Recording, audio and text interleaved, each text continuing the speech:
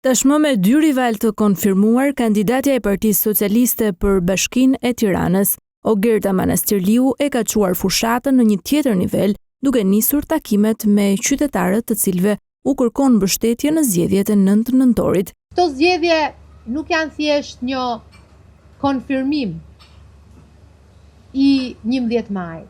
Këto janë zgjedhje të cilat do të konfirmohet besimi juaj i qytetarëve të Tiranës për të vijuar transformimin dhe për të realizuar ato angazhimet tona. Bashkë me deputetin e zonës Blendi Gonçe, Manastirliu zbriti në njësi nr. 6 në kombinat për të dëgjuar shqetësimet e tyre dhe për të ndarë projektet për zhvillimin e qytetit. Betejë ajo nuk është kundër dikujt.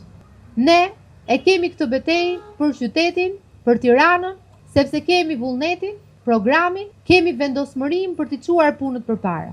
Në qendër të bisedës ishin nevojat e komunitetit si dhe planet konkrete të kandidates së Partisë Socialiste për Bashkinë e Tiranës, Ogerta Manastirliu, për zhvillimin e zonës, sipas një materiali të shpërndarë nga Partia Socialiste. Që nga infrastruktura, tek ndriçimi, tek përmirësimi i pastrimit, tek projektet e hapësirave publike, tek këndet e lojrave, tek parqet, një transport publik edhe më cilësor.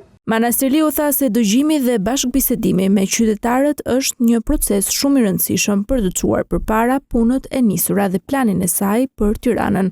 Për të vijuar ato punë që ne kemi nisur dhe punë të reja të cilat jemi duke projektuar. Me planin e saj për më shumë hapësira të gjelbërta, shërbime dhe kujdes për të moshuarit, si dhe përmirësim të infrastrukturës, Manastirliu shprehu angazhimin për ta bërë kombinatin dhe gjithë Tiranën një qytet në shërbim të njerëzve.